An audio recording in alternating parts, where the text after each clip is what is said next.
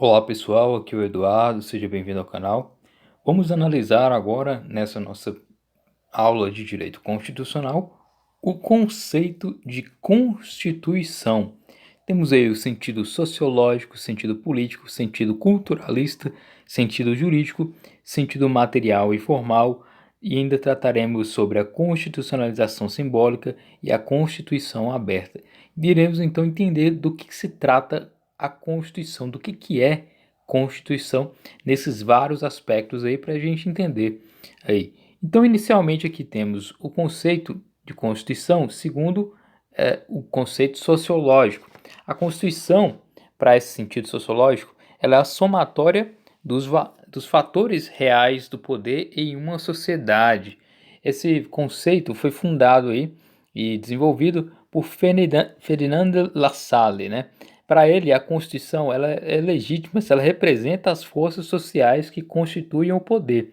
Então, existe basicamente uma sociedade aquelas forças sociais que têm o poder e elas próprias vão lá e estabelecem aquilo que é Constituição, para ordenar todo o sistema e fazer tudo aquilo relacionado aí ao que ela pretende, né, dentro aí de um sistema escrito na Constituição, e basicamente. Então, a Constituição ela é a representação da força social aí, imperativa, que está naquele momento com o poder. Então, esse é o sentido sociológico. Temos agora também o sentido político. O segundo sentido político foi desenvolvido por Carl Schmitt, e para esse sentido, a Constituição ela é uma decisão política do titular do poder constituinte. Como assim titular do poder constituinte? É aquele que detém esse poder naquele determinado momento histórico para criar uma Constituição, por isso o poder constituinte.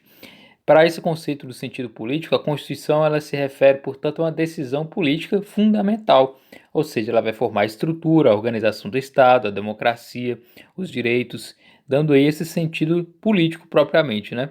E nesse sentido político ainda, as leis constitucionais elas tratariam, né, com os dispositivos contidos no documento constitucional. Tudo que aquele que está dentro daquele documento seria considerado aí lei constitucional, né, mas não contém uma matéria da decisão política fundamental, mas vai ser considerado também propriamente constitucional. Então, pode-se dizer assim, em resumo, que aquilo que for considerado como decisão política, decisão e organização dentro da Constituição é considerado como uma norma, uma lei constitucional. E aquilo que não contém matéria de decisão política fundamental não seria considerado como lei constitucional. Isso é bem interessante saber essa distinção dentro desse sentido político de Carl Schmitt. Então, temos ainda tratando aqui sobre o sentido culturalista.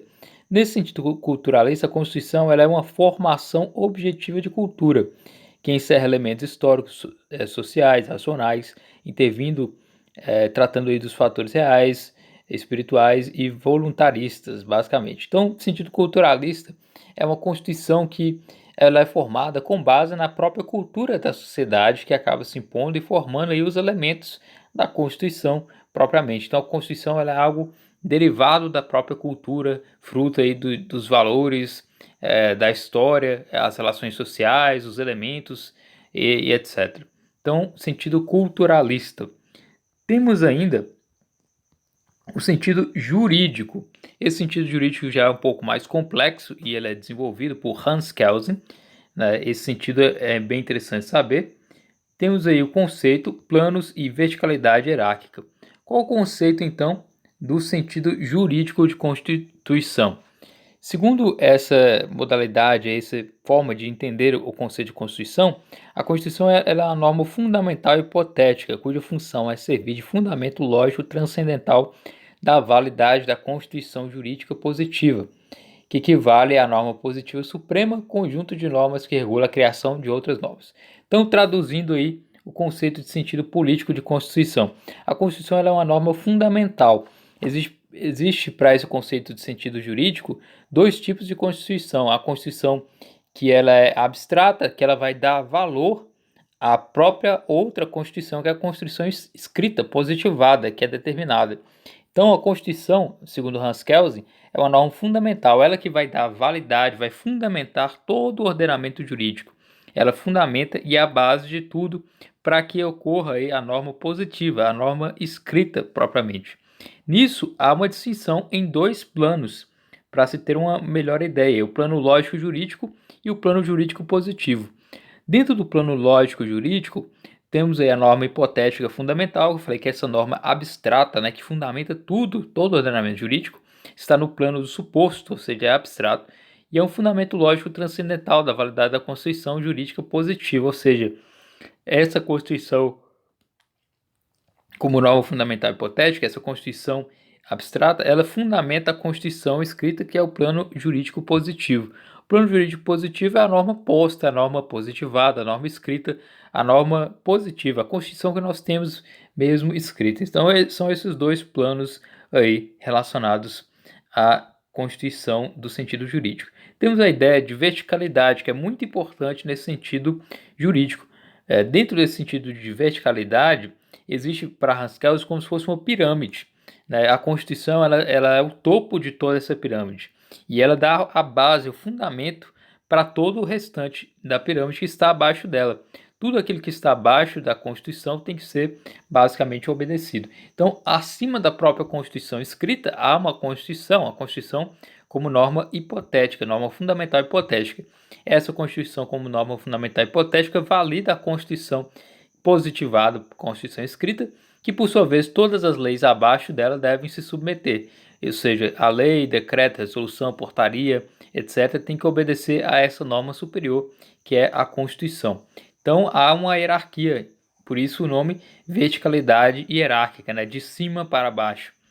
Então esse é o sentido jurídico de Constituição.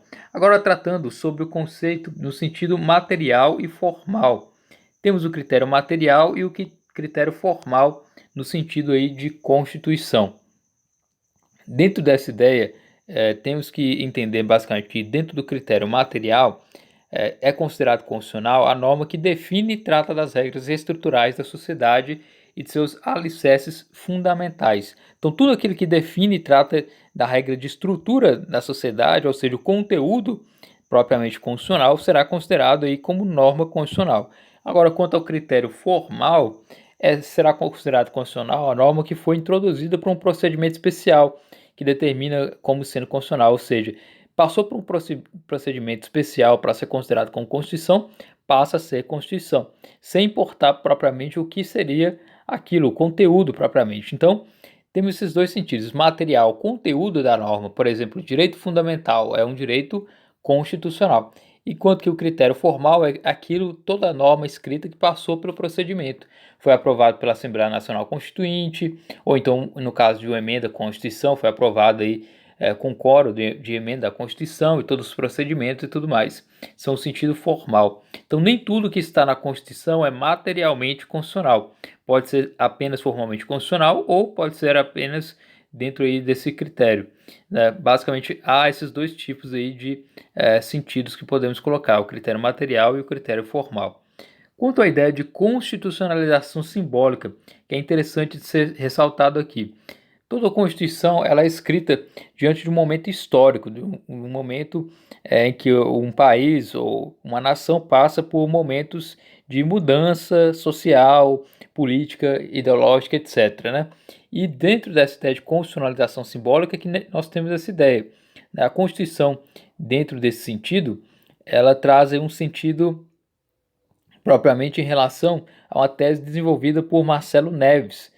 Segundo ele, a constitucionalização simbólica busca analisar uma discrepância entre uma função simbólica e a insuficiência dessa legislação simbólica ser concretizada. Como assim? Existe uma norma que ela é um símbolo, ela não serve propriamente para ser aplicada, e há essa controvérsia aí. Para que existir uma norma, sendo que é uma norma que não vai ser propriamente aplicada, né? É uma norma que é apenas simbólica, é um símbolo. Então, nisso é que vem a ideia também de legislação simbólica. O que seria legislação simbólica?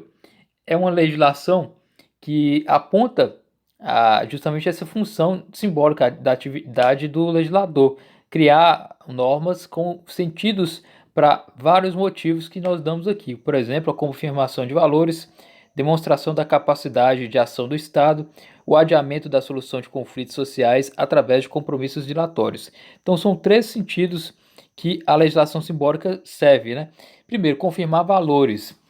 Quando há uma disputa de interesses, sempre há dois lados, e sempre nessa disputa de interesses, quando se aprova uma norma, um dos lados vai perder, basicamente, vai sofrer a degradação e o outro vai atingir o seu objetivo. Então, por isso que a lei ela se torna um símbolo da conquista de um determinado valor de um grupo que ganhou em relação a outro, né? Então tem um papel mais simbólico que efetivo, confirmar um valor determinado, o resultado de uma questão histórica e uma questão de luta em relação a determinados direitos. Quanto à ideia de demonstração da capacidade de ação do Estado, a ideia é criar uma legislação que seja simbólica também com o objetivo de assegurar uma confiança, trazer um sistema jurídico político por meio de uma legislação álibi, ou seja, através de uma legislação é que se busca dar solução a um problema na sociedade, sem contudo ter aplicação concreta. Então, o simples fato de fazer uma lei, basicamente vai dar a sensação de segurança, a sensação que era necessária para aquele momento e vai resolver aí um impasse, né, um determinado momento de conflito, alguma coisa, né? E também a ideia de legislação simbólica trata sobre o adiamento da solução de conflitos sociais através de compromissos dilatórios, né? Ou seja, em uma disputa de interesses de grupos, como eu já mencionei, há dois lados, um vai sofrer a degradação enquanto o outro vai ganhar. O que ocorre é que uma legislação simbólica ela pode adiar essa tensão. Assim, as partes assim que não se funda em um conteúdo propriamente do diploma normativo, né? Ou seja, ocorre uma transferência da solução do conflito para um futuro indeterminado. Então, nisso apazigua, né? Há um fim ou um adiamento para uma solução de um conflito para outro momento histórico, e aquele momento passa a ser um momento ali de pacificação. Então, a legislação simbólica tem essa finalidade aí de pacificar, de certa forma, a sociedade, né? Existe uma controvérsia se essa legislação simbólica ela seria boa ou não, né? Mas pode-se dizer aí que há todo um sentido. O sentido negativo é que o texto constitucional ele não é concretizado. A Constituição está escrita ali, mas não é concretizado, não tem realmente um valor válido, eficaz.